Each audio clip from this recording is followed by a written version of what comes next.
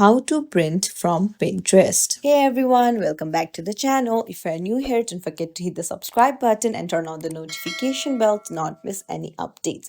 So today I'm going to show you how you can print your favorite photos from your Pinterest in few simple steps. So let's dive right in. So choose the photo that you want to print, and then there you'll see three dots. Tap on it, and now you can't find print option here. So what you can do is just tap on download image.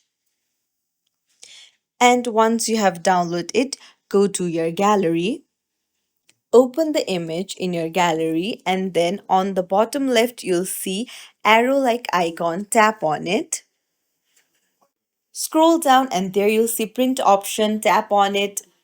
And now you can just follow the steps that you use for printing. Make sure that your printer is connected. You can choose the copies and the paper size and just hit print on the top right. It's as simple as that. If you found this tutorial helpful, don't forget to like and subscribe to our channel for more tips and tricks. Thank you for watching. See you in the next video.